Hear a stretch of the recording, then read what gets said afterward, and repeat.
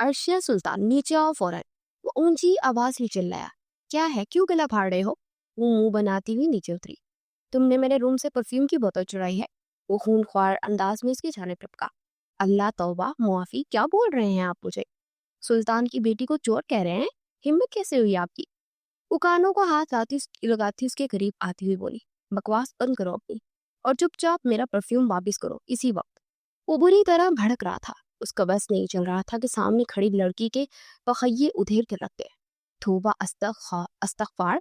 मीर हातिम सुल्तान एक परफ्यूम की बोतल से इतना गरीब हो गया कि एक मासूम लड़की से लड़ने चला आया? बकवास बंद करो अपनी और मेरा परफ्यूम वापस करो। वो 2 कदम उसके करीब हुआ, तभी उसने हातिम के पीछे खड़े मोमिन को देखा, जो मजे से अपनी बतीसी निकालकर उसे चिरा रहा था। वो सब समझ गई कि इस मोटे सांड का किया दरा है। इस मोटे को तो मैं बाद में देख लूंगी, पहले इस जल्लाद से तो जान छुड़ाऊं। वो दिल ही दिल में सोचती हातिम की जानिब मुड़ी। मेरे पास किसी का कोई परफ्यूम नहीं जो आपको शिकायतें लगाता है ना, झूठ बोल के आपके कान बढ़ता है। उसे तो आज बाबा से ठीक करवाऊंगी। वो दांत पीसते मोमिन को खा जाने वाली नजरों से घूरते हुए बोली, तुम इसे बाद में देखना, पहले तुमसे अपना परफ्यूम तो ले लूं। उसे एक साइड पर करता सीढ़ियां ऊपर चढ़ता उसे कमरे की जाने पड़ा। अर्शिया पागलों की तरह उसके पीछे लपकी। अरे ऐसे कैसे, किसी लड़की के रूम में घुस के? अभी उसके अल्फाज मुंह में ही थे कि वो दहाड़ से दरवाजा खोलता अंदर दाखिल हुआ और ड्रेसिंग टेबल पर सब परफ्यूम उलट पुलट करके अपना परफ्यूम ढूंढने लगा। मैं कह रही हूँ ना, नहीं है यहाँ। मेरी बात सुन क्यों नहीं देते? वो जच हो गई थी क्योंकि उसकी हर चीज को उठा उठा कर पटक रहा था। तुमसे कहीं और छुपाया होगा तुमने। वो दांत पे दांत रखे हुए बोला और उसके पूरे कमरे की जानिब निगाह चुराते उसके दराज चेक करने लगा। अर्शिया को उससे इस कदर बेबाकी की उम्मीद नहीं थी क्योंकि उसके दराजों में भी घुस जाएगा। आप यूं मेरे दराजों में नहीं घुस सकते। वो माथे पर भर डाले गुस्सा से बोली, अगर मुझे परफ्यूम ना मिला तो तुम सोच भी नहीं सकती कि मैं कहाँ कहाँ घुसूंगा। वो गुस्से से खुद भी नहीं जानता था वो क्या बोल रहा है, जबकि उसकी बात पर अर्शिया के कानों से धुआं निकला। कौन कह सकता था कि वो शहर का जाना माना वकील है, जिसकी सोबर होने की मिसालें दुनिया देती है। वो इस वक्त अपनी कजन के कमरे में घुसा अपना चोरी हुआ परफ्यूम तलाश कर रहा था और वो उसकी कबट खोल चुका था। इंतहा के बेशरम बंदे हैं आप। भले लड़कियों की कबट कौन खोलता है? वो रुआसी होती दबा दबा चिल्लाई और इस वक्त को कोसा जब उस शेर की गिछाड़ में हाथ डाला था। तभी उसकी नजर एक छोटे से डिब्बे पर जा ठहरी। हातिम से खोलने लगा कि अर्शी ने फौरन चिपका, इसमें आपका परफ्यूम नहीं है। वो झट से बोली, लेकिन हातिम को शक गुजरा तो उसके हाथ से वो डिब्बा वापस खींचने की कोशिश की और दोनों एक दूसरे से जोर आजमाई करने लगे। बोला है ना, समझ नहीं आई? वो जो हाथ ऊपर किए से हातिम से बचा रही थी, हातिम ने उसके हाथ से डिब्बा ऊपर से ही उछाल लिया। उसी अस्ता में अर्शिया ने उसे जोर से पुश किया। चूंकि उसके हाथ में अर्शिया की कलाई थी तो पीछे बेड पर गिरता उसे भी अपने साथ गिरा गया। ऐसे में डिब्बा ऊपर से नीचे गिरता खुल गया था। हातिम को लगा उसमें परफ्यूम होगा तो उसने फौरन उसमें से गिरने वाली चीज को अपने हाथ में थामा कि कहीं वो अर्शिया के सर पर न लगे। पर अपने हाथ में अर्शिया की पर्सनल चीज देखता उस सख्ते में आया था। तभी दोनों की नजरें बेख्तियार एक दूसरे से जा मिली। दोनों को अपनी ऑकवर्ड पोजीशन का ख्याल हुआ। हातिम ने झट से उसे पीछे हटाया तो अर्शिया ने फौरन होश में आते अपनी पर्सनल चीज उसके हाथ से खींच ली और अपने पीछे छुपा ली। इसी वक्त दोनों में कोई बात करने की पोजीशन में नहीं था। हातिम अपना गुस्सा जब्त करता कमरे से बाहर निकल गया। अर्शिया फौरन दरवाजा लॉक करने लगी और लंबे लंबे सांस भरती सर नफी में हिलाया। बच के आज तो, कितना संकी वकील है, बाल की खाल उतार के रख देता है। आज तो बाल बाल बचे। वो मुस्कुराते हुए सोच रही थी। हातिम अपने रूम में आते ही दरवाजा दहाड़ से बंद कर गया। इडियट लड़की, पता नहीं चचा जान और चचीनी से क्या खिलाते हैं। इंतहा दर्जे की बड़ी चोर है। वो अपनी शर्ट के ऊपरी 2 बटन खोलता गुस्से से खोल रहा था। अभी अपने साथ हुए वाले वाक़े को याद करते वो लब पेंच गया। बेशरम लड़की। वो बाथरूम में गुस्सा शावर लेने लगा। उसे रह रह के अर्शिया पे गुस्सा आ रहा था। नाश्ते पर सभी टेबल पे बरजमान थे और वो बहुत ही खामोशी से खाना खाया जा रहा था। हातिम खाना खाते हुए मोबाइल पर साथ साथ कुछ अपडेट्स चेक कर रहा था, जबकि अर्शिया मोमिन को घूरे जा रही थी, जो मुसलसल उसे जुबान चिरा रहा था। अर्शिया प्लेट में जोर से चम्मच को घुमा रही थी। मम्मा, ये रायता पास करें। हाशिम ने पास बैठी बीवी को इग्नोर करते माँ से कहा तो उन्होंने एक नजर बेटे और बहू को देख के बेटे को रायता का बाउल थमाया। मीरब की आंखें पानियों से भर गई और इससे नाराज था क्योंकि उसकी इजाजत के बिना मेके चली गई थी। उसके वालिद उसे लेने आए थे। उसकी वालिदा की तबीयत खराब थी और वो परेशानी में उससे पूछे बिना अपनी सास की इजाजत से निकल गई और फिर दूसरे दिन ही वापस आ गई। पर कल से उसे इग्नोर कर रहा था जैसे वो यहाँ है ही नहीं। रात को भी घर लेट आया और कमरे में तब आया जब वो सो गई। और सुबह भी इसलिए उठने से पहले कमरे से निकल गया। उसे बात करने का मौका भी नहीं दे रहा था और वो हसास लड़की अब रो देने को थी। वो सर झुकाए बैठी थी कि उसके आंसू टूट कर उसकी गोद में गिरी, जिसे नूर बेगम ने देख लिया और फिर बेटे को देखा, जो बिल्कुल ला इल्मी का मुजाहरा करते अनजान बना बैठा था। हाशिम बेटा, मीरा परसों अपनी अम्मी की तरफ गई थी तो मैंने उसे इजाजत दे दी जाने की। कोई मसला है आपको इस बात से? वो थोड़ा सख्त मिजाज थी। उनकी अचानक कही गई बात पर सभी चौंके और उन्हें देखने लगे। मैंने कुछ कहा है आपसे मम्मा? वो भी उन्हीं की तरह सर्द मिजाज रखता था। जितना जुनूनी वो शख्स था उतना इस घर में शायद कोई ना हो, लेकिन यही आदत उसकी बुरी भी थी। चाहता था तो अर्श पर बिठा देता था और जो मुंह फेरता था तो अर्श से फर्श पर गिराने में वक्त नहीं लगाता था। सही। उसकी बात पर नूर बेगम ने मजीद बात करना मुनासिब न समझा। थोड़ी ही देर में वो नाश्ता मुकम्मल करता उठ गया। मीरब भी हिम्मत करती उसके पीछे रूम में आई। हाशिम, और उसे पुकार कर उसी पल हाशिम ने उसी दीवार के साथ पुश किया। क्या शिकायतें लगाई हैं मम्मा से? वो खून ख्वार लहजे में पूछ रहा था। मीरब ने रोते हुए सर नफी में हिलाया। तो इन्हें अल्हाम हुआ है? उसके आंसू देखता आवाज धीमी कर गया। आप मुझे बात तो करने का मौका दे। उसका चेहरा थामने लगे कि हाशिम झटके से पीछे हुआ। अब वक्त गुजर गया है। जब बात करनी चाहिए थी तब तो तुमने एक टेक्स्ट करना भी जरूरी ना समझा। अब मुझे कोई इंटरेस्ट नहीं है तुम्हारी बात सुनने में। वो सख्ती से कहता अपनी मतलूबा चीजें उठाने लगा। हाशिम प्लीज उसे मत करे, आपका रवैया मेरी जान निकाल रहा है। उसकी कलाई थामते हिचकियों से रो दी। एक पल को उसका दिल पसीज गया, लेकिन वो नरम नहीं पड़ना चाहता था।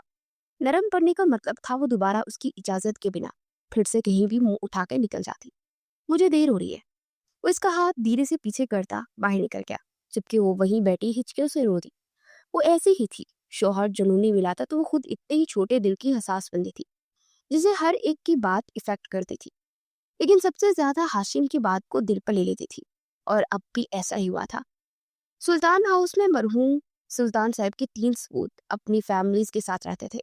बड़े बेटे अशरफ सुल्तान को उनकी शादी नूर से हुई थी, जो अच्छी खासी सख्त तबीयत के मालिक थी। उनके 2 बेटे थे, मीर हाशिम सुल्तान गोरी जो बिजनेस संभालता था, और मीर हातिम सुल्तान गोरी जो कि वकील था। दूसरे नंबर पर अरशद सुल्तान गोरी थे, उनकी बेटी शाजिया थी, जिनके भी बेटे थे। मीर यारम सुल्तान गोरी जिसे डॉक्टर बनने की ख्वाहिश बैरून मुल्क दे गई थी, और इसे छोटा मोमन सुल्तान था, जो अभी 9वीं क्लास में था। खाना उसका पसंदीदा मशला था और अच्छा खासा मोटू था। सबसे छोटे सपूत राशिद गोरी थे, और उनकी अहलिया फादिया जो शाजिया की बहन थी। उनको अल्लाह ने एक बेटी से नवाजा था, अर्शिया सुल्तान। मतलब अर्शिया सुल्तान पूरे सुल्तान हाउस में बाहर बेटी थी और सबकी लाडली थी। हाशिम की शादी को 3 माह हुए थे और उसकी शादी अपने मामू की बेटी मीरब से हुई थी, जो बहुत सुलझी नेक और हाशिम को पसंद भी करती थी। हाशिम एक रिजर्व तबीयत का मालिक शख्स था, लेकिन जब मीरब उसकी जिंदगी में आई तो लड़की उसके दिल में घर कर गई। उसे लेकर उन 3 माह में बहुत जुनूनी हो गया था और नहीं चाहता था कि उसकी बीवी कहीं भी जाए। उसकी एक ही ख्वाहिश होती थी कि जब ऑफिस से थका हारा घर आए तो अपनी मनमोहनी बीवी का चेहरा देखे, जिससे उसकी सारी थकन उतर जाए। लेकिन परसों वो घर आया, उसने ना पाकर वो हाइपर हो गया, पर किसी पर जाहिर नहीं किया। और रात भर जागता रहा, बार बार मोबाइल चेक करता रहा कि शायद मैं एक मैसेज कर दे, लेकिन उसे तौफीक नहीं हुई। वो सिर्फ ये जानता था कि वो मेके गई है, पूरी बात सुनी भी नहीं उसने। और फिर अंदर ही अंदर वो जलता कुड़ता रहा। दूसरे दिन बीवी तो वापस आ गई, लेकिन हाशिम ने उसे इग्नोर कर दिया। वो ऐसा ही जुनूनी बंदा था, पूरे खानदान में उस जैसा कोई ना था। मोटे रुक तो, तेरा तो आज मैं सारा हिसाब किताब पूरा करती हूँ। मोटे गेंडे, खा खा कर गेंडा बन गया, शिकायतें लगाते तुझे शर्म नहीं आती? शाम के वक्त वो डंडा उठाए उसके पीछे लपकी थी। जब बड़े बुजुर्ग घर नहीं थे और खवातीन अपने अपने कामों में मसरूफ अमल थी।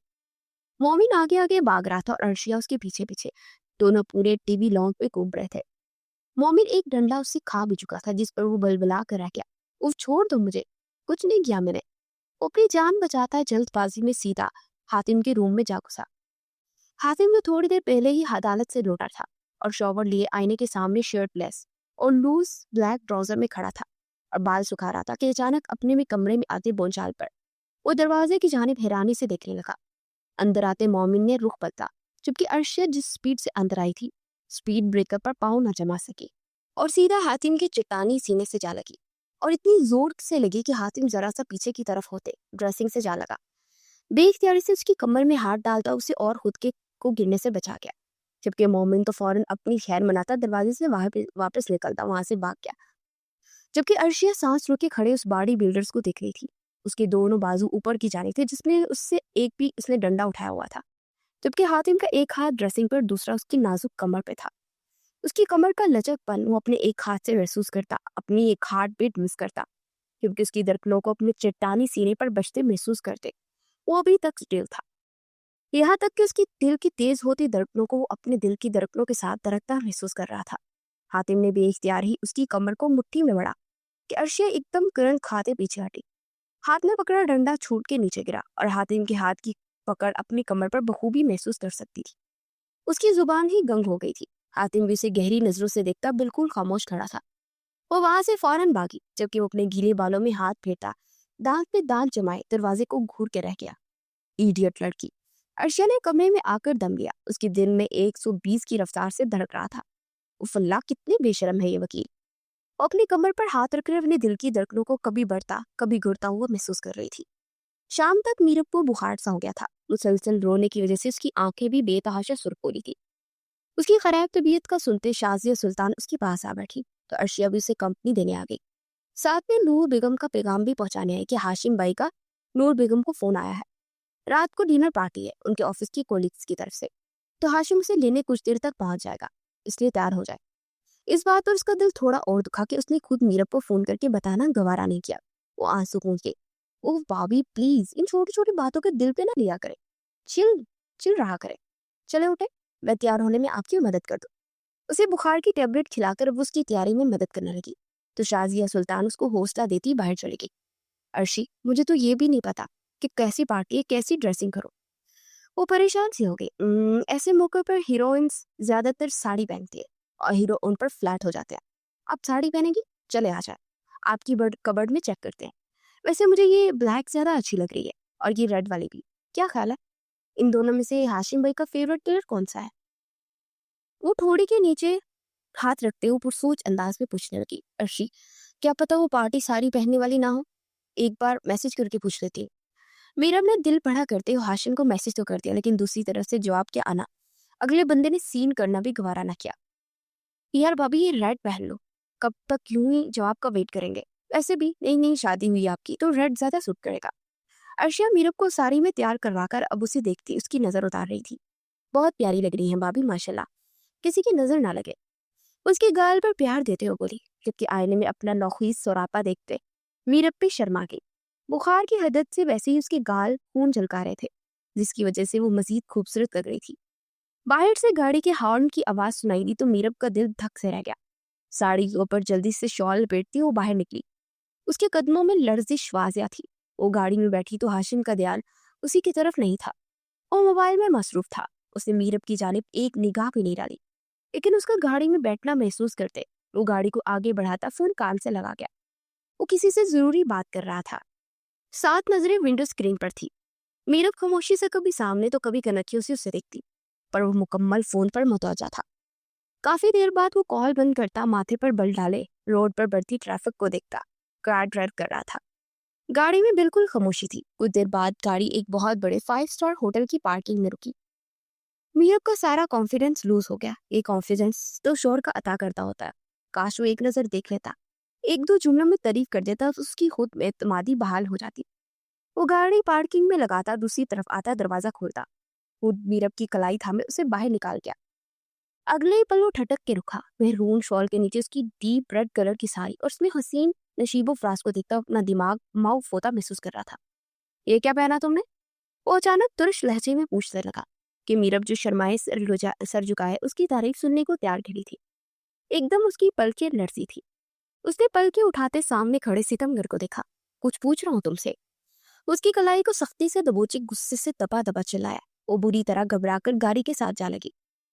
उसके चेहरे का रंग लट्ठे की मानी सफेद पड़ा, जहाँ कुर्बत के लम्हात में उस हाशिम के जुनून से जान जाती थी।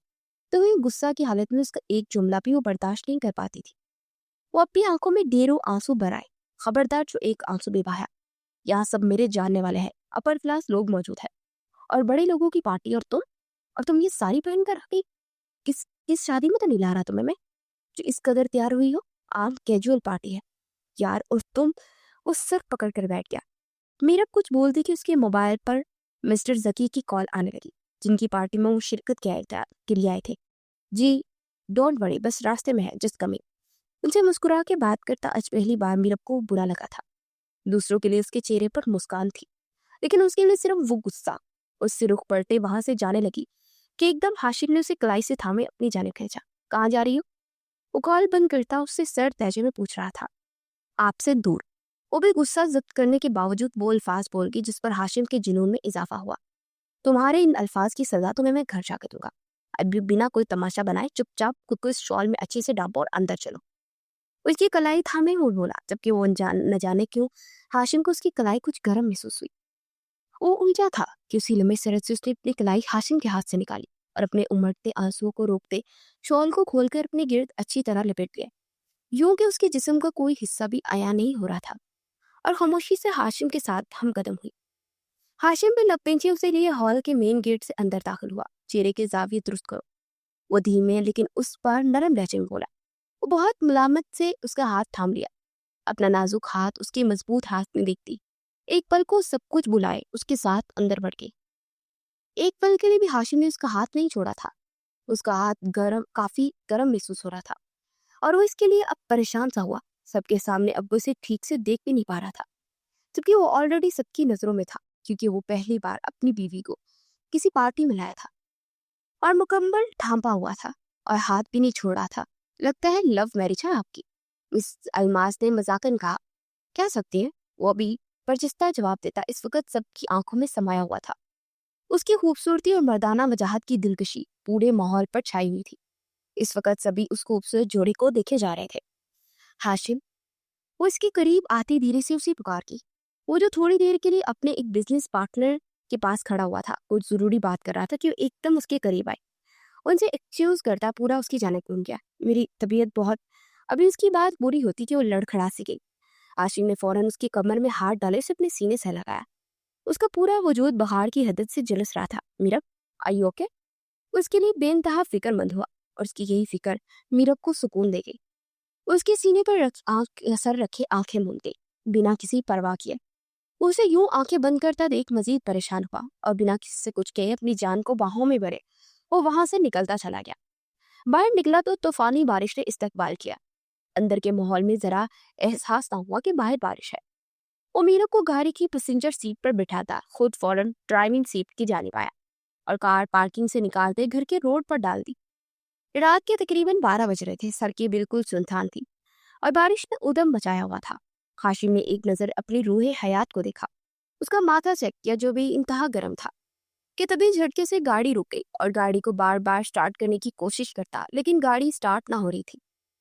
वो बहुत परेशान हुआ। जितनी जल्दी वो घर जाना चाहता था उतना ही लेट हो रहा था।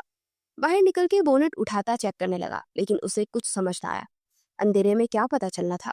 हाल बता उस बारिश में मुकम्मल भीग गया था। वापस गाड़ी में बैठते अपना कोट उतारकर पिछली सीट पर फेंक गया।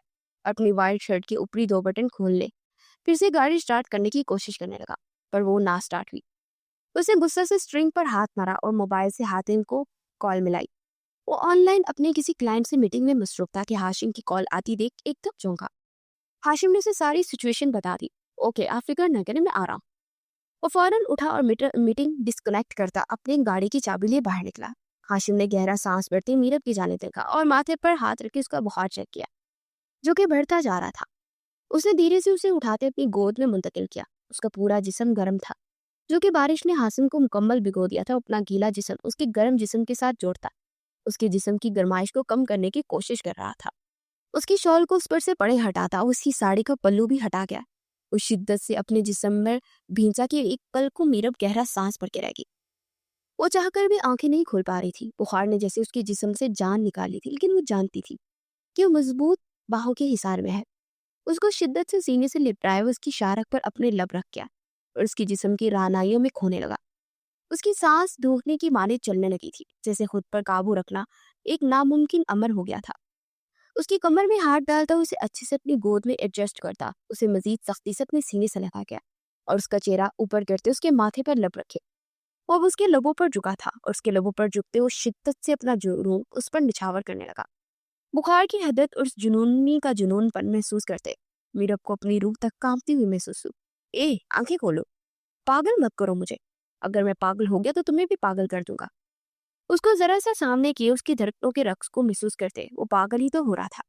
उसकी थोड़ी सी उसकी गर्दन तक आता, वो लोगों को उसकी ब्यूटी बोन्स पर रखता, उसे थरथराने पर मजबूर कर दिया। You are so sweet and tasty. उसकी गर्दन पर वापस ऊपर आता, गंभीर लहजे में बोला था। वो बुरी तरह लड़ती और हाशिम की बाहों में छुपना चाहा। अब उसे ठंड लग रही थी, पर हाशिम की अपनी शर्ट गिरी थी, उसे भी गीला कर रहा था। ए स्वीटी, होश में तो आओ। उसके गाल पर दांतों से काटता हुआ बोला तो वो जरा सी आंखें खोल गई। उसकी पलकें अभी बारी हो रही थी। बहुत क्यूट लगती है ऐसे। उसकी आंखों में बारी बारी लब रख गया। मीरब ने बामुश्किल अपनी बाहें उसके गले के गिर्द थमाल की। मुझे इग्नोर मत किया करे हाशिम, वरना मैं मर जाऊंगी। वो अपने लफ्जों पर उसे बहुत कुछ पावर कर रही थी। ये भी कि वो इस बुखार में उसकी वजह से थनक रही है। वो उसको बहुत सख्ती से अपने सीने में खींच गया। हातिम जैसे ही बॉर्च में खड़ी गाड़ी की जाने पड़ा, गार्डन में अर्शिया को अटकलियां करते देख थमसा गया। वो बाहें फैलाए बारिश को अपने चेहरे पर पड़ते महसूस करती, गहरी सांस पड़ती, गोल गोल घूम रही थी।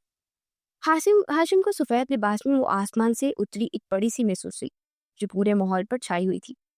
उसका दिलकश सरापा नजरों में समाया तो गुस्से से इर्द गिर्द देखने लगा कि कोई गार्ड या मुलाजिम इस नज़ारे से लुत्फ अंदोज ना हो रहा हो। लेकिन सच शुक्र के कोई नहीं था, वरना आज अर्शिया की जान हातिम के हाथों से जरूर जाने की। वो दांत पीसता उसकी जाने पड़ा और बिल्कुल उसके सामने जाकर खड़ा होता उसे बुरी तरह डरा गया। वो तो बहुत एहतियात से सबके सोने का इत्मीनान करके यहाँ आई थी, लेकिन ये भूत कहाँ से टपक पड़ा। वो गहरे सांस भरते उसे देखने लगी। तुम्हारे अंदर शर्म नाम की कोई चीज है? उसे माथे पर बल डाले हुए पूछा। नहीं। वो भी यकलफ्जी जवाब देती रुख पलट गई। क्या हातिम ने गुस्सा से उसे अपनी जाने मोड़ा। वो लड़खड़ा के उसके सीने से लगते लगते दोनों बाजू आगे रखे उसे खुद को टच होने से बचा गई। 2 मिनट से पहले अंदर दफा हो जाओ, वरना यहाँ खड़े खड़े बारिश में वो सजा दूंगा कि सिवाय रोने के और कुछ नहीं कर पाओगी। वो दबा दबा से दहाड़ा कि उसी पल हातिम के गुस्से से सख्त खाइफ हुई। उसके छोड़ते वो अंदर की जानिब भाग गई। चूंकि मीर हातिम अपना गुस्सा ठंडा करता अपनी गाड़ी की जानिब पड़ा, और वो भी इस बारिश में मुकम्मल भीग गया था। गाड़ी को गेट से निकालते वो हाशिम की बताई हुई जगह पे गाड़ी को मोड़ गया। बेहिस सुल्तानों का आखिरी चलो चुराग बस मेरे पर ही भड़कता रहता है। वो खिड़की से देखते ही गुस्से से बोली। नीरव का जिस्म अब बहुत हद तक नॉर्मल होने लगा था। सामने ही हाशिम को हातिम की ब्लैक क्रोला आती दिखाई दी। हाशिम ने फौरन मीरब को ढांपा और गाड़ी बिल्कुल उसकी गाड़ी के पास लाता रोक गया। हाशिम ने गाड़ी से उतरते मीरब को बाहों में बढ़ते गाड़ी की पिछली सीट पर जाकर बिठाया और अपना सामान गाड़ी से निकालता उसे वहीं बंद करता, छोड़ते हुए वापस हातिम की गाड़ी की जानिब आए। भैया भाभी ठीक है ना? वो ड्राइविंग सीट पर बैठता परेशानी से पूछ रहा था, जबकि हातिम पीछे से मीरब के साथ बैठा था। बुखार है पर काफी बेहतर है अब, घर चलो। वो मीरब को अपने साथ लगाए हातिम से धीरे से बोला तो मजीद कोई बात की गाड़ी को स्टार्ट कर गया। उसका बुखार काफी हद तक कम हो गया था। रूम में आते उसने फौरन से बिस्तर उसकी साड़ी को चेंज किया और उसे नाइट ड्रेस पहनाता, बिस्तर पर लेटाता, कंफर्टर ओढ़ा गया। खुद भी अपना नाइट ड्रेस लेता वो बाथरूम में शॉवर लेने चला गया। 20 मिनट बाद वो वापस रूम में आया। बालों को खुशक करता हुआ मीरब की जानिब पड़ा, जो गहरी नींद में थी। कमरे की लाइट्स को ऑफ करता वो उसे अपने सीने पर लेटा गया। कल उसने अपनी मीरब को बहुत इग्नोर किया था कि रात को उससे दूर होके सोया, पर इतना बड़ा दिल कहाँ लाता जो अब उसे इस हाल में दूर करता, जबकि वो खुद भी उसकी कुर्बत का मुतलाशी था। उसे सीने से लगाए वो करवट लिए उस पर हावी हुआ, लेकिन फिर उसकी नींद और तबीयत का ख्याल करते अपने जज्बात पर बंद डालता गहरा सांस बढ़ के रह गया। भाभी भाभी, शाजिया ने डाइनिंग रूम में बैठे उन्हें पुकारा। वहां मौजूद सभी अफराद चौंक उठे। क्या हुआ शाजिया, इतनी खुशी किस बात की है? नूर बेगम ने मुस्कुरा कर पूछा। भाभी, यारम आ रहा है, उसका फोन आया था, वो अब हमेशा हमेशा के लिए पाकिस्तान आ रहा है। भाभी, मैं आपको बता नहीं सकती मैं कितनी खुश हूँ। बस जैसे ही वो आएगा उसकी और अर्शिया की शादी कर देंगे, अब देर नहीं करेंगे। वो जैसे जोश से बोलते बोलते इर्द गिर्द बैठे अफराद पर ध्यान हटा चुकी थी।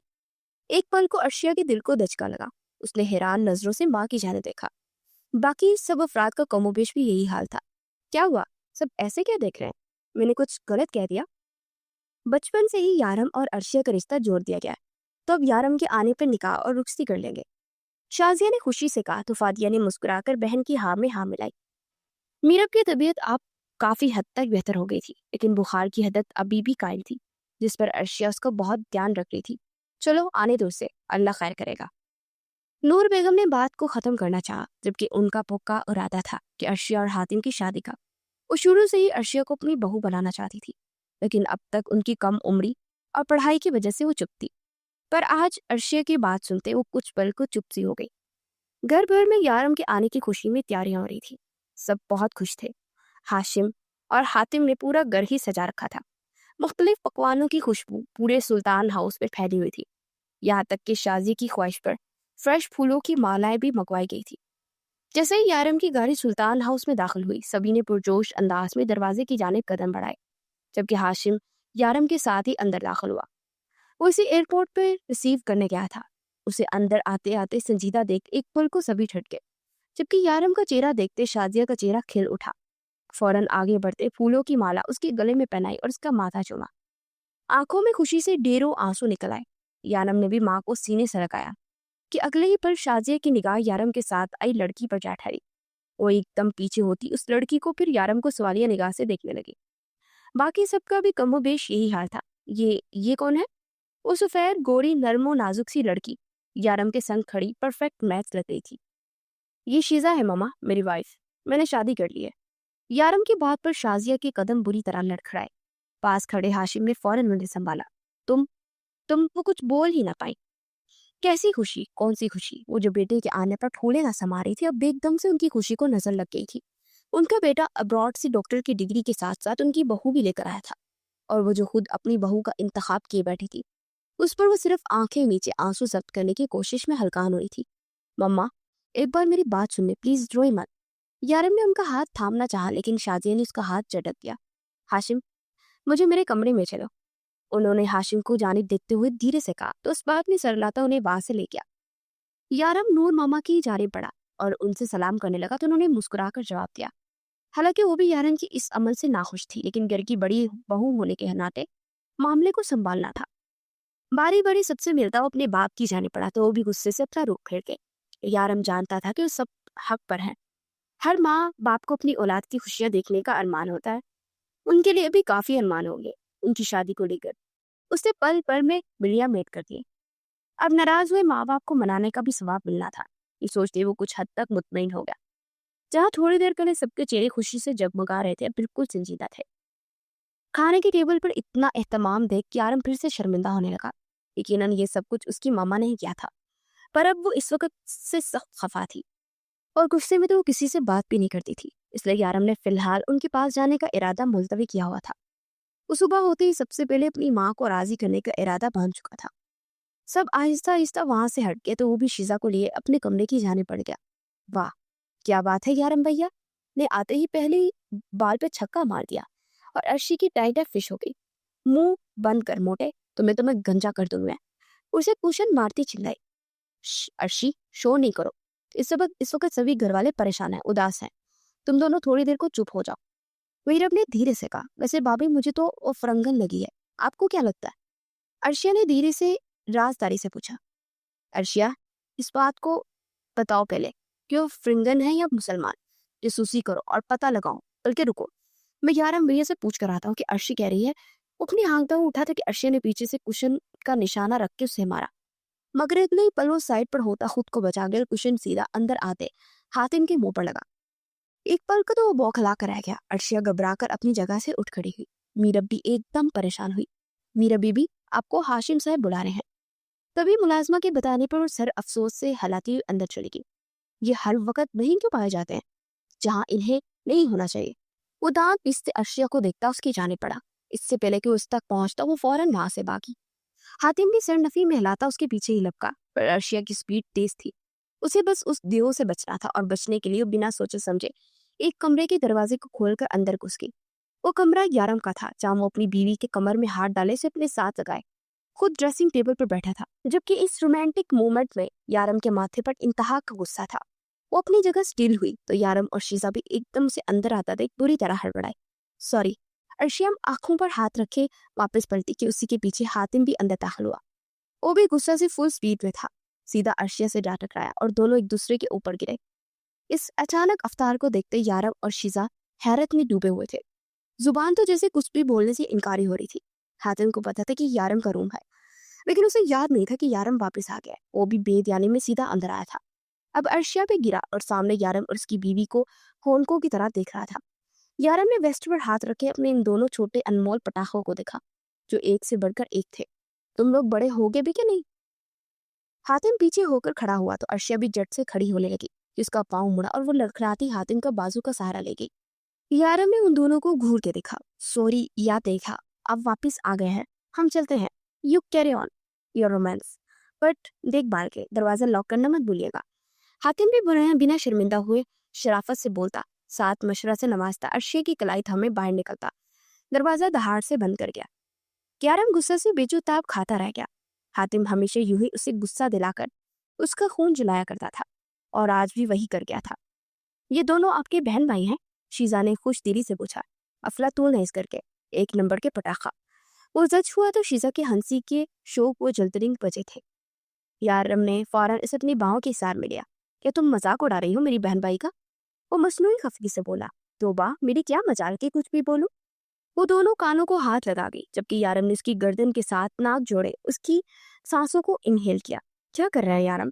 दरवाजा तो लॉक कर ले, फिर से कोई आ गया तो? वो घबरा कर बोली, अब आएंगे तो मार खाएंगे। वो जारहाना अंदाज में बोलता आगे बढ़ते, फिर भी एहतियातन दरवाजा लॉक कर गया। कोई भरोसा नहीं था कि वो फिर से अटकते। दरवाजा लॉक करता वो वापस शीजा की जाने पड़ा कि शीजा ने उसे हाथ के इशारे से वहीं रोक दिया। अब क्या है? वो सच है, पहले अपनी अम्मी मम्मा को राजी करे डॉक्टर यारम, फिर हम। What the hell is this? उसकी बात पर गुस्सा से पीछे हटता बिस्तर पर जा बैठा। तो धीरे से उसके पास आई। नाराज हो गए? वो बहुत प्यार से पूछ रही थी। क्या यार, निकाह के बाद तुमने पहली शर्त रखी, पाकिस्तान लेकर चलो, फिर करीब आएंगे, और अब जब पाकिस्तान ले आया तो तुम अब नई शर्त रख रही हो? वो मुंह बिगाड़ते हुए बोला, जबकि इस दौरान वो गुस्सा से अपनी शर्ट भी उतार फेंक गया था। मेरे डॉक्टर जानू, गुस्सा ना हो, मुझे नहीं पता था कि आपकी मम्मा इस कदर नाराज हो जाएगी। उन्हें राजी करके हम नई जिंदगी का आगाज नहीं कर सकते क्या? वो धीरे से मनमनाई थी। तुम प्लीज मुझसे थोड़ा दूर हो जाओ। ऐसे ही मैं आपस से बाहर हो गया और कुछ कह गया तो बाद में रोती रहूंगी। वो अब अपने सैंडो भी उतार गया था। गुस्सा में उसे शदीद गर्मी लगती थी। अब बेल्ट पर हाथ रखता वो बेल्ट भी निकाल गया। आप प्लीज यारम, एक मिनट, क्या कर रहे हैं आप? वो घबरा कर अपनी आंखों पर हाथ रखे। शॉवर लेने जा रहा हूँ, या बोलो तो वो भी नहीं लेता, मामों को राजी करके ले लूंगा। वो भी तपे हुए अंदाज में बोला, नहीं पर यारम आप बात में जाकर करो ना जो करना है, यहीं पर क्या कर रहे हैं? वो वहीं से आंखें बंद किए चिल्लाई, तो तुम्हें मसला है तो मुंह फेर लो, आंखें बंद कर लो, ये मेरा कमरा, मैं ऐसा ही। वो गुस्से से सब कुछ रिमूव करता बाथरूम में घुसता, दहाड़ से दरवाजा बंद कर गया। क्या बेशर्म डॉक्टर है, कोई ख्याल ही नहीं, अब बीवी भी इसी रूम में है। वो पलट के सब कुछ बखेरा देखकर सर पकड़ कर रह गई। छोड़े मुझे, मेरा हाथ तो छोड़ दे, इतना लोहे जैसा हाथ है आपका। वो हड़बड़ाई, अपनी कलाई हातिम के हाथ से छुड़वाने की तगोदत में थी कि हातिम उसे लिए सीधा उसके कमरे में गया। न जाने क्यों एकदम अर्शी को सख्त गुस्सा आया कि सीधा उसकी कलाई पर दांत काट गई और इतनी जोर से गाड़े कि वहां नीली गठरी सी बन गई। हातिम ने उसे उसके कमरे में लाते झटके से बेड पर पटखा और अपनी कलाई देखने लगा, जिस पर अर्शी ने अपने दांतों से कारीगरी की थी। तुम जंगली लड़की, दिल चाहता तुम्हारा मुंह तोड़ दो। वो गुस्सा से दहाड़ा था। हाँ तो कितनी देर से कह रही हूँ, हाथ छोड़े, मेरा दर्द हो रहा है, पर आप सुन ही नहीं रहे, तो खुद की तरफ तवज्जो तो दिलवानी थी ना। वो बिना शर्मिंदा हुए बोली। तभी हातिम की निगाह उसकी ड्रेसिंग टेबल पर जा ठहरी। वहीं से अपना फेवरेट परफ्यूम दिखाई दिया तो इसकी जाने पड़ा। अर्शी अब इसकी नजरें फौरन भाग गई और झट से उठकर हातिम से पहले उस परफ्यूम तक पहुंचते उसे अपने पीछे छुपा लिया कि मेरा परफ्यूम है ना, इस दिन तुमने चोरी किया और झूठ बोला कि तुम्हारे पास नहीं है। वो आग बगोला हुआ था, उसे मजाक में भी झूठ से सख्त नफरत थी। ये मेरा है, मार्केट से लिया है अपने पैसों से, दूर रहे मेरे परफ्यूम से। वो परफ्यूम छुपाती पीछे होती बाथरूम के दरवाजे से जा टकराई। दरवाजा खुला, अचानक वो पीछे जा गिरी। हाथ में पकड़ी परफ्यूम की बोतल चकनाचूर हुई। एक कांच उसके पाँव में चुभा। अम्मी, मामा मर गई, अर्शी मर गई, हाय मेरा पाँव। वो दहाइयां देने लगी, जबकि हातिम उसकी अदाकारियां देखता वही सीने पर हाथ बंधे खड़ा था। हाय, कैसे कैसे जल्लाद कजन से वास्ता पड़ गया, एक परफ्यूम के लिए मुझे गिरा दिया। नाना, एक परफ्यूम के लिए तुम इतना गिर जाओगी, ये अंदाजा नहीं था। देख लो, अल्लाह ने सजा दी है, और बोलो झूठ और करो चोरी। हातिम ने कमरे में खड़े खड़े दरवाजे के पास से उसे नसीहत की। अब वहीं खड़े लेक्चर देते रहेंगे या मेरे उठने में मदद करेंगे? वो आंसू बहाते हुए बोली कि कांच भी अब उसके पाँव में छुपा हुआ था। थोड़े मिन्नत से प्यार से बोलो तो सोचूंगा भी। वो एटीट्यूड दिखाता हुआ बोला। हातिम सुल्तान, वो चिल्लाई तो हातिम ने कान पर हाथ रखे हुए मुंह बनाया। थोड़ा प्यार से कहा था बोलने को, तुम चिल्ला रही हो, चिल्लाओ, मामा आ जाएंगी तुम्हारी हेल्प के लिए। वो हाथ चढ़ता हुआ बाहर जाने लगा कि अर्शे ने पास से परफ्यूम का एक कांच उसकी जानिब उछाला। वो माथे पर घूरी डाले पलटा तुम बाज नहीं आती ना इन हरकतों से। उसके पास घुटनों के बल बैठने लगा। उसने बाहों फैलाए हुए कहा कि मुझे उठाओ। वो आंखों में आंसू लिए हुए थी। हातिम इतना बेवकूफ नहीं था कि उसे बाहों में बढ़ता। धीरे से झुकते उसके बाहों से कांच खींच के निकाला और सिहारा देते उठा लिया। वो जरा सा कराही, उल्टे काम करने से पहले सोचना नहीं, और उसे सहारा देते हुए बाहर ला रहा था कि एकदम दरवाजा खोलने पर फातिया अंदर दाखिल हुई और दोनों को एक साथ देख एक लम्हे को ठटकी। लेकिन अर्शिया का पाँव देख वो घबरा गई। अर्शी, बेजान क्या हुआ? दूसरी तरफ उन्होंने अर्शिया को सहारा देते हुए बिस्तर पर बैठा। मम्मा कहाँ चुप गया। परफ्यूम की बोतल टूट गई थी। ये सब इनकी, वो बोलते बोलते रुके। हातिम की गोली ही बड़ी सख्त थी। वो फर्स्ट एड बॉक्स निकालता उसके पाँव पर बैंडेज करने लगा। उफ, मेरी बच्ची का पाँव। हातिम देखो तो, हॉस्पिटल ले चले। वो अर्शिया का रोना देखते परेशानी से बोली, कुछ नहीं है वो छोटी मामा, अभी ठीक हो जाएगा, ज्यादा गहरी चोट नहीं है। वो उसे बैंडेज करता कमरे से निकल गया, जबकि अब उसे फादिया से अपनी ऊट पटांग हरकतों की वजह से डांट पड़ रही थी। वो सुबह सुबह दरवाजा खोलता अंदर आया। शाजिया ने उसे देखते रुख फेर लिया। मुझसे नाराज है मामा? उनके पास बिस्तर पर बैठता बहुत नरम लहजे में पूछ रहा था। वो खामोश रही। क्या मैं आपको इतना बुरा लगने लगा हूँ? क्या अब आप मेरा चेहरा भी नहीं देख रही? वो उनके घुटनों पर हाथ रख के प्यार से बोला। तो उन्होंने नाराजगी से अपने बेटे की जाने देखा। क्या शादी करके आ गया तो गुनाह कर दिया मैंने? शादी करना गुनाह नहीं है यारम, लेकिन यूं सबसे छुपाकर शादी क्यों की? हम सबके अरमानों को रोन डाला। बचपन से तुम्हारा नाम अर्शिया के साथ जुड़ा हुआ था। और तो मामा प्लीज, अर्शी को अपनी बहन समझता हूँ, ऐसा मत सोचिए।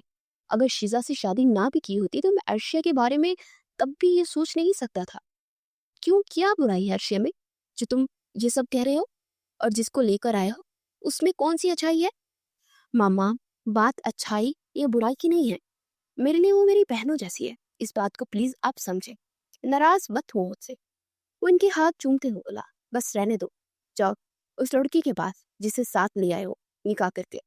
वो न रूठे अंदाज में बोली और उसने मना कर दिया, पास मत आना। और मुंह बनाता हुआ बोला, क्या मतलब? बोल जी, कहती है जब तक अपनी मामा को राजी नहीं करते मेरे पास मत आना। उस साफ को बंदा साफ सच बोल गया। वाह बेटा, बीवी ने कहा और तुम यहाँ मुझे मनाने आ गए, वरना ना आते। वो दुखी दिल से बोली, ऐसी बात नहीं है मामा जानी, मैं तो तब तक यहीं बैठा रहूंगा जब तक आप मुआफ नहीं कर देती। वो इनको गले से लगा गया। नहीं यारम, मुझे सब सच सच बताओ।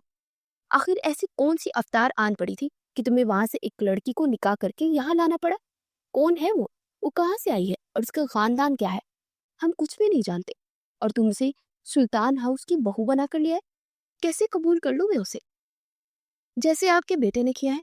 अब की बार लहजा उसका धीमा तो था लेकिन उतना ही मजबूत था। मामा, वो खान आजम की इकलौती पोती है जो मेरे पेशेंट रहे हैं।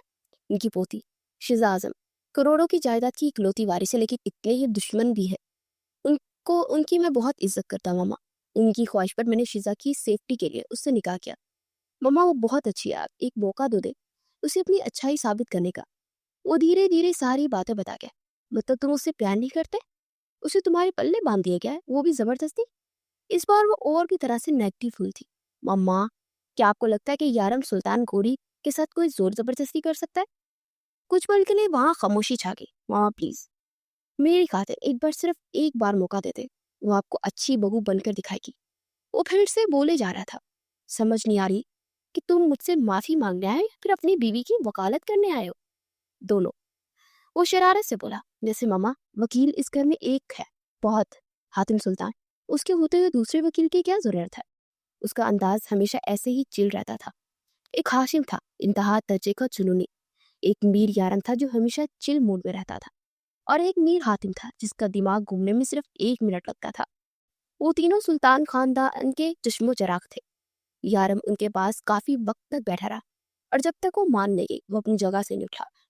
यहाँ तक कि अरशद गोरी ने भी बेटे की साइड लेते हुए बीवी को समझाया तो मजबूरन उन्हें सब कुछ नजरअंदाज करते बेटे को मुआफ करना पड़ा। और फिर बाहमी रजामंदी से रात को यारम और शिजा का वलीमा देने का फैसला हुआ। सिर्फ शाजिया बेगम की हाँ ने सबको एक बार फिर खुश कर दिया था। सभी तैयारियों में जत गए, जबकि हाशिम ने वलीमा के सारे इंतजामात का जिम्मा खुद ले लिया। हाय मैं क्या करूंगी, मुझे भी अटेंड करना था वलीमा। अब सब में से किसी को मेरा ख्याल नहीं आया। अर्शिया रोते हुए माँ को शिकायत करी थी, बेटा रुखसती हो गई या दुल्हन आ गई तो वलीमा तो सुन्नत है, और ये भी बाहमी रजामंदी से तय हुआ सब बड़ों का। तो बेटा ऐसे नहीं कहते। मम्मा मैं चल ही नहीं पाऊंगी, प्लीज उन्हें कहे ना, 2 दिन बाद कर ले। क्या कर लेंगे 2 दिन बाद? अचानक से नूर मम्मा ने अंदर आते हुए दोनों माँ बेटी को चौंका दिया। अर्शी एकदम सीधी होकर बैठी। पहली बार वो इसकी रूम में आई थी। बड़ी मम्मा, आप मुझे बुला लिया होता। साथ मुलाजमा भी थी। उसके हाथ में थाल था जिसमें लाल चूड़ियां थी और मेहरून कलर की खानदानी शाल। क्यों भाई, मैं नहीं आ सकती अपनी बेटी के पास? थाल से चुनरिया निकालते उन्होंने अर्शिया को उड़ा दी। अर्शिया ने हैरानगी से ये सब देखा। ये लग रही है मेरे हातिम की दुल्हन। उसका चेहरा प्यार से चोलती उसके माथे पर लब रख गई।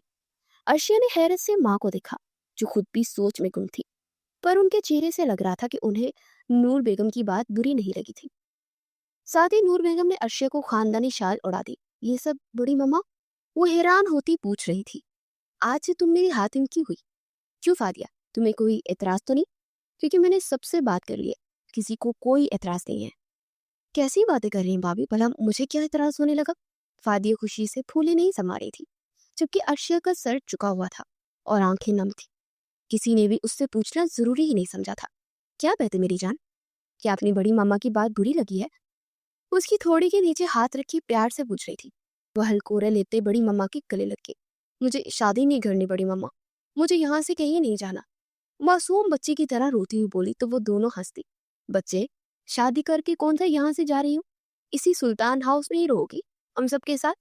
और फादिया, भाई जल्दी से निकाह की तैयारी करो। यारम शीजा के निकाह वलीमे के साथ ही हातिम और अर्शिया का निकाह भी होगा। अरे बड़ी भाभी, इतनी जल्दी? फादिया के हाथ पांव फूलने लगे थे। जल्दी का ही तो अपना मजा है। वो मुस्कुरा दी और मुलाजमा उससे दूसरा थाल लेते उसमें से निकाह का महंगा और हैवी लहंगा अर्शिया की जाने पड़ा। जल्दी से तैयार हो जाए अर्शी, सब तैयार इंतजार कर रहे हैं। मौलवी साहब भी आए होंगे, उन्होंने प्यार से कहा तो अर्शिया ने घबरा कर माँ की जानिब देखा। बड़ी भाभी, मैं इसे तैयार कर देती हूँ, लेकिन ये बाहर कैसे जाएगी? इसके तो पाँव में चोट लगी है, ये बाहर नहीं जा सकती। तो क्या हुआ, सब यहीं आ जाएंगे, फिक्र नहीं करें, कुछ मुश्किल नहीं। बस जल्दी से अर्शिया को तैयार कर दे, अब मजीद देरी नहीं करनी चाहिए। फादिया उठते हुए फादिया के कंधे पर हाथ रखते हुए बोली, मुझे अपनी ख्वाहिश पूरी करनी है। अर्शिया को अल्लाह ने मेरे बेटे हातिम के नसीब में ही लिखा था और इसे ही मिलेगी। धीमे से लहजे में कहते हुए वो बाहर निकल गई, जबकि अर्शिया ने रोना धोना डाल डाल दिया। ये कैसा निकाह है जो इस कमरे में हो रहा है? मुझे बाहर जाना है, सब देखना है। सजावट सारी बाहर है और मुझे यहाँ अंदर कैद कर दोगे? जाए, मुझे नहीं करना निकाह। वो तैयार होते अपने नरूठे अंदाज में बोलती चली जा रही थी। मीरब और फातिया बेगम ने मिलकर उसे तैयार किया, जबकि शीजा को पॉलर वाली तैयार करने आई हुई थी। तैयार होते वो बिल्कुल एक गुड़िया सी लग रही थी, जो हाथ लगाए मैली होती। फातिया ने अपनी बेटी की नजर उतारी, जो नजर लग जाने की हद तक प्यारी लग रही थी। मम्मा, ये इतना हैवी लहंगा मुझसे नहीं कैरी किया जाएगा। वो बट पर फैले लहंगे को देखती मुंह फुलाकर बोल रही थी, वो सब अभी आ जाएंगे यहाँ। तुम्हें किसने कहा था बाहर? उफ मम्मा, आप मेरे जख्मों पर नमक ना छिड़के, वो दहाई देते हुए बोली थी। फादिया ने मुस्कुराते हुए नम आंखों से उसे चुनरी और खानदानी शाल उड़ा दी। साथ ही दरवाजे पर दस्तक हुई तो एकदम घूंघट निकाल कर बैठ गई। दिल 120 की रफ्तार से धड़के जा रहा था। उसे नहीं पता था कि कौन कौन कमरे में आया है। अर्शिया राशिद सुल्तान कोरी, बिन्नते राशिद सुल्तान कोरी, आपका निकाह मीरब मीर हातिम सुल्तान गौरी से, वल्द मीर अशरफ सुल्तान गौरी से 1 करोड़ सिक्का राजुल वक्त तय पाया कि आपको ये निकाह कबूल है। अर्शिया का दिल तो धड़कते ही जा रहा था। जी कबूल है। लड़ती आवाज ने सबकी समाज से टकराई थी तो हातिम कलेबों को नरम सी मुस्कुराहट में छुआ। पहली बार वो उसको यूं देख रहा था, वरना वो इतनी शरीफ तो थी नहीं। अर्शिया से कबूल इजाब के बाद अब मौलवी साहब का रुख मीर हातिम की जानिब था। मीर हातिम सुल्तान गोरी वल्द मीर अशरफ सुल्तान गोरी, आपका निकाह अर्शिया राशिद सुल्तान बिन्नते मीर राशिद सुल्तान गोरी से 1 करोड़ सिक्का राजुल वक्त तय पाया। क्या आपको ये निकाह कबूल है? जी कबूल है। हातिम की आवाज और मजबूत लहजा सुनते अर्शिया के दिल और जोरों से धड़क गया। मतलब निकाह उसके कमरे में हो रहा था और मीर हातिम भी यही था। तारीख में लिखा जाना था कि ये पहला निकाह था जो लड़की के कमरे में आके दूल्हे ने किया। मुबारक हो बहुत बहुत सबको। दुआ के बाद सभी एक दूसरे को मुबारकबाद दे रहे थे और अर्शिया का सांस उठ रहा था। एक तो पहले ही वो चल नहीं पा रही थी, ऊपर से घूंघट डालकर देखने की बसारत भी छीन ली थी। हाय, एकदम से मीरब ने उसके करीब आते इसका माथा चूमा। यार घूंघट तो हटाओ, इस बेचारी का सांस रुक जाना है, फिर मैं लड़ूंगा किससे? मोमिन के बात पर पहली बार अर्शिया को उस पर प्यार है। ये हक हातिम का है। नूर बेगम की बात पर सभी धीमा सा मुस्कुरा दिए और मीर हातिम तो जैसे तैयार बैठा था। वो आगे आया तो सभी यंग जनरेशन ने उसे तंग किया। वो इसके पास ही बिस्तर पर थोड़ी सी जगह बनाता हुआ बैठा था। कमरे में सिर्फ घर की खवातीन और मोमिन था। बाकी सब मर्द हजरात बाहर जा चुके थे। अरे हटा भी दो। मीरब ने उसे छेड़ा, जबकि शीजा ये सब बहुत इश्तियाक से देख रही थी। उसे पाकिस्तान की सभी रस्में अच्छी लग रही थी। ऐसी रस्म यारिन ने उसके साथ नहीं की थी। वो तजस्सुस से उन्हें बहुत गौर से देखे जा रही थी कि तभी मीर हातिम ने उसका घूंघट उठाया। चांद सा चेहरा देखता एक पल को मीर हातिम मबहूत सा हो गया, और अर्शिया जो कब से चाह रही थी कि उसका घूंघट हटे और सब मंजर देखे। अब जब घूंघट हटा तो वो अपनी आंखें सख्ती से मीच गई। हाय, आज तो पूरी चुड़ैल लग रही है। मोमिन ने लुकमा दिया तो मीरब ने उसे डांट के बाहर भगाया। उसी पल अर्शिया ने आंखें खोल दी। अपने बिल्कुल सामने हातिम को बैठाते को अपने दिल की धड़कन को बार बार, कभी तेज कभी आहिस्ता होता महसूस कर रही थी। मीर हातिम, ये ले खानदानी कंगन। उसकी जानी बढ़ाएगा कि वो अर्शिया को पहनाए। उसने उसका नाजुक हाथ कलाइयों में कंगन पहना दिए। हातिम अर्शिया की मुंह दिखाई दे अर्शिया को। नूर बेगम की बात पर जिर मुस्कुराया। मुंह दिखाई नहीं, रुखसती की बात होती है ना। जब मेरी भी रुखसती हो गई है। अर्शिया ने डरते हुए मासूमियत से सबकी तरफ देखा तो एक पल को सब उसके सवाल पर से देखते खिलखिला कर हंस दिए। अरे वो तो जब रुखसती होगी तो वो भी मिल जाएगी मेरी प्यारी बेटी को। अभी ये निकाह की मुंह दिखाई है मीर हातिम, वो पास खड़ी बोली थी। मीर हातिम एक छोटी सी डिबिया जेब से निकालते इसमें एक डायमंड रिंग निकाली और अर्शिया की नरम नाजुक हाथ को थामे उसने फिंगर में पहना दी। सभी ने क्लैपिंग करते खुशी से उसे देखा और दुआ दी। वो पलके झुकाती उठाती इतनी प्यारी लग रही थी कि बेइख्तियार मीर हातिम को उसके माथे पर लप रख गया। निकाह मुबारक हो। धीरे से इतना कहते वो वहां से उठ गया, जबकि इस हरकत पर अर्शिया बुरी तरह शर्माने अपने हार्ट बीट तेज होते ही महसूस कर रही थी। उसे यकीन नहीं आ रहा था कि ये रात वाला ही मीर हातिम है। मीर हातिम, रुके बेटा। नूर बेगम ने उसे पुकारा तो दरवाजे के पास पहुंचता वही रुक गया। बेटा, एक और काम रहता है। सब खानदान वाला ही वही इकट्ठे हैं तो दुल्हन भी तो देखेंगे ना। और मेरा बच्चे, शीजा को भी ले चलो, इसका भी वलीमा है आज। मैं कैसे चल सकती हूँ? अर्शिया को अपनी फिक्र खाई जा रही थी। मम्मा रहने दे, लोगों को जरूर शो ऑफ करवाना, यही बैठी है। हातिम ने मीरब और शीजा के जाने के बाद धीरे से सरगोशी करते हुए कहा। अर्शिया का दिल चाहा मीर हातिम का सर फोड़ दे। वो वापस फिर से पहली वाली जंगली बिल्ली बन गई थी। इसे आइडिया बुरा नहीं। मैं तो आपको चांस दे रही थी कि आपकी दुल्हन चल नहीं सकती पाँव पर मोच लगने से, तो आप इन्हें गोद में उठा के बाहर ले आए। पर खैर, जैसे आप दोनों की मर्जी। वो मुस्कुराहट जब्त करती बाहर निकल गई। अब रूम में सिर्फ वो दोनों थे। क्या इरादा है फिर जंगली बिल्ली? बाहर जाना है या यही रहना है? वो इतराता हुआ कहते उसके पास आया। उसने पास पड़ा तकिया उठाकर उसे मारते खफकी से उसे देखा। तुम इन हरकतों से बाज नहीं आओगी ना? उसे आंखें दिखाता हुआ बोला। आप मुझे क्यों टीज कर रहे हैं? आपकी मोहताज हो गई हूँ इसलिए? वो रो देने को हुई। मोहताज क्यों? एक दिन की बात है, फिर से भागने लगोगी। फजूल बातें ना किया कर। उसे गोद में उठाने के लिए झुका तो पीछे खोटी। नहीं, मैं सहारे से चल लूंगी, आप बस मुझे सहारा दे। अभी उसके अल्फाज मुंह में ही थे कि एकदम से हातिम ने उसे बाहों में भर लिया। वो नन्ही सी गुड़िया को सीने से लगाए अपने चेहरे के करीब तर कर गया। अर्शिया ने उसके गले के गिर्द एकदम से बाहें डालते उसे देखा और उसका भारी भरकम लहंगा नीचे तक लहरा रहा था, जबकि हातिम की उंगलियों का मजबूत लम्स वो अपनी कमर पर महसूस करती कांप उठी थी। वो दरवाजे की जाने पड़ा। अब उसे देखोगी तो मामला खराब भी हो सकता है। वो बिना उसकी जाने देखते उसकी देखने पर चोट कर गया तो वो नजरें चुरा गई। देख रही हूँ, कल रात को जब कहा तो बाप ने उठाया नहीं मुझे, और अब अचानक? शिकवा जुबान से पिछता। उसके कदम थमे, सारी लाइट्स बंद हो गई थी। एक स्पॉट लाइट ऑन हुई, तब मेरे महरम नहीं थी तो। वो धीरे से उसे देखता जवाब दे रहा था। मैंने निकाह में नहीं थी, तुम पे हक नहीं था। हम दो के बीच तीसरा शैतान होता इसलिए। पर अब तुम मेरी महरम भी हो, मेरा तुम पर हक भी है, और हमारे बीच निकाह जैसा पाक रिश्ता भी बन चुका है। उसे तफसीली जवाब देता कदम ब कदम स्टेज की जानिब बढ़ता जा रहा था, जबकि सब तरफ से सीटियों और हूटिंग की आवाज आ रही थी। स्टेज पर ऑलरेडी यारम और शीजा मौजूद थे, जो अच्छा खासा प्रोटोकॉल ले चुके थे, और वही प्रोटोकॉल हातिम और अर्शिया को मिल रहा था। उनके स्टेज पर बैठते ही तमाम लाइट्स ऑन हुई। सब फैमिली मेंबर स्टेज पर मौजूद सेल्फीज ले रहे थे कि गैदरिंग से एकदम घबराते हुए मीरा स्टेज से नीचे उतरी। हाशिम भी सबसे पहले एक्सक्यूज करता उसके पीछे उतरा। वो घर की अंदरूनी हिस्से की जानिब तेजी से बढ़ रही थी। अचानक उसके कदमों में तेजी आ गई। वो फौरन सीढ़ियां चढ़ती रूम की जानिब भागने लगी कि उसका पाँव सबसे ऊपर वाली सीढ़ी पर मुड़ा, लेकिन अपने पीछे हाशिम को पाते उसके दिल की धड़कन एकदम थमी थी। एक सुकून की लहर दौड़ी उसके पूरे वजूद में।